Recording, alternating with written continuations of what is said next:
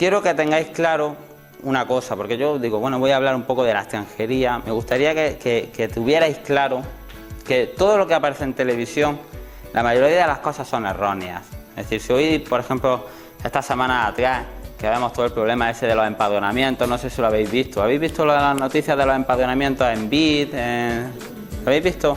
La mayoría de las cosas que se dicen en televisión y la mayoría de las cosas que dicen nuestros políticos, sobre todo un poco aprovechando todo esto, toda esta confusión que hay, la mayoría son erróneas, o por lo menos no se dice toda la verdad, ¿vale? Entonces, no quiero que os dejéis llevar me gustaría que cuando escucharais esas noticias intentaréis ser un poquito más críticos, porque la mayoría de las veces se están equivocando. Yo esta semana he escuchado un montón de cosas.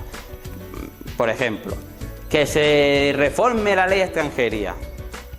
¿Por qué? Porque hay que hacerla más dura. ¿Por qué? Porque es que el empadronamiento no puede ser que los extranjeros accedan al empadronamiento de esta forma. Si hace un mes se ha reformado la ley de extranjería, ¿cómo la vamos a reformar otra vez? Es que no tiene sentido.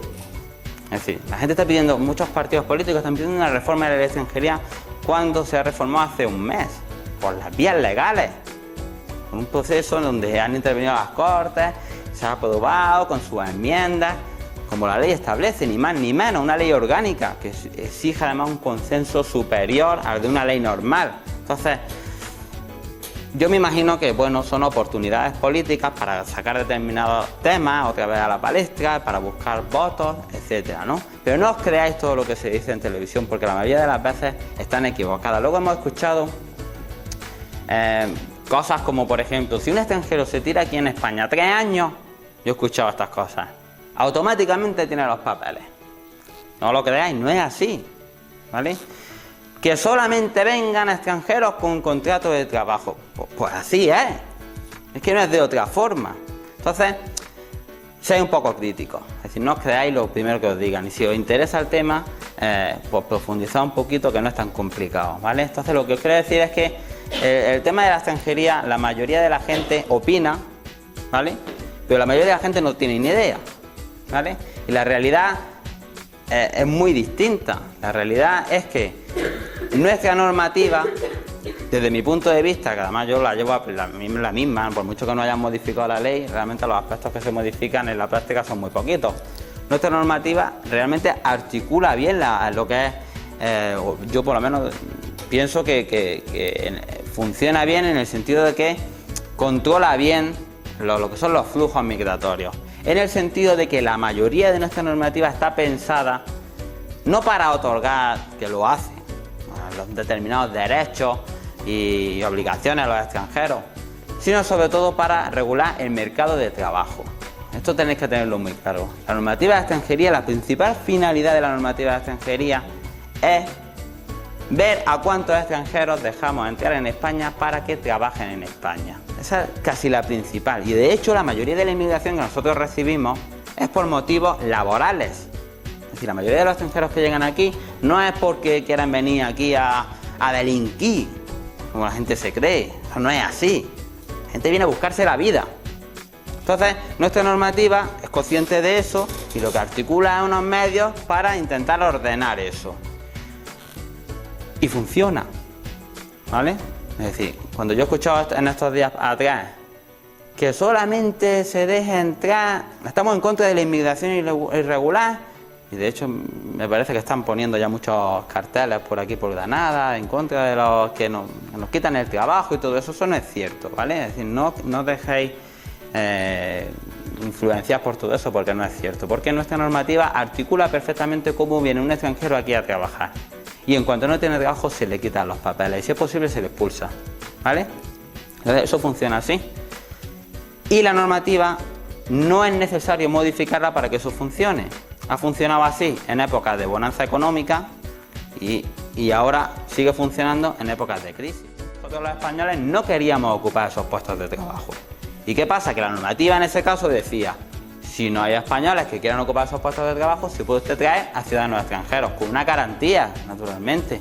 Tiene que hacer usted un contrato, que venían ya con su contrato, tiene usted que garantizarle que va a estar trabajando en su empresa naturalmente tiene que estar en regla, y si eso es así, puede usted traer a ese extranjero a España. Y así lo hemos hecho. ¿Qué ha pasado? Que de repente se ha desmoronado todo. Es decir, de repente todos esos empresarios que teníamos, que habían hecho cientos de casas y de pisos y de todo, habían traído un montón de extranjeros, pues todo esto se hunde. Podemos discutir de quién tiene la culpa, yo creo que sí sé quién la tiene. Y de repente, pues ya no hay trabajo. La misma normativa, sin modificar nada, ya no traemos a ningún extranjero a trabajar a España, porque la misma normativa dice, si hay un español dispuesto a ocupar ese puesto de trabajo, no puede usted traer a ningún extranjero. Existen unos mecanismos para controlar, para comprobar, con carácter previo a que ese extranjero lo traigamos, para comprobar si hay o no hay españoles dispuestos a ocupar el puesto de trabajo que se le está ofertando a ese ciudadano extranjero. Y como ahora mismo tenemos no uno, sino casi, me parece que esta mañana hablaban cifras de 4,5 millones o algo así, o 4 millones de parados. Como tenemos 4 millones de parados, entre ellos por lo menos 300 o 400 mil son extranjeros que tenían tarjeta de residencia, pues naturalmente no podemos atraer a más, no podemos traer más. Entonces, todo eso que dicen en televisión, que es que tienen que venir con contrato de trabajo, si es que eso se está cumpliendo. Es que el único que viene aquí es con contrato de trabajo, ¿vale? Entonces, todo eso, bueno, mi idea un poco de todo esto es que no os creáis todo lo que os dicen. Es decir, la normativa en principio está bien hecha, la hemos reformado hace 2 días, no es necesario desde mi punto de vista que se haga otra reforma, se puede matizar, se puede aplicar de una forma más estricta, bien, pero una modificación yo pienso desde mi punto de vista que no es necesaria, porque en circunstancias distintas con la misma normativa, nuestra normativa se ha adaptado perfectamente a las circunstancias. Entonces realmente no es ese el problema, es decir, los extranjeros no nos están quitando el trabajo a los españoles, ¿vale? Porque los extranjeros que nosotros estamos trayendo aquí a trabajar son extranjeros que vienen con contrato de trabajo para siempre, ocupaciones que no quieren ocupar los españoles. Todo esto naturalmente en la norma general tiene excepciones que están legalmente establecidas. Hay determinados extranjeros que no se les aplica todo esto, ¿no? Por ejemplo, el extranjero que se casa con un español, pues automáticamente se le da una residencia como si fuera un comunitario, realmente una residencia comunitaria, y le dan derecho a trabajar, ¿vale? Tiene sentido porque tiene un vínculo con un español muy estrecho.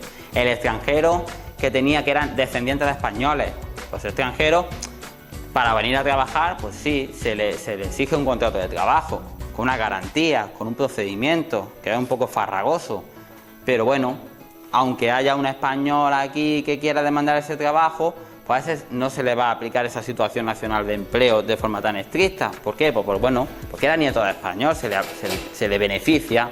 Unas excepciones muy concretas.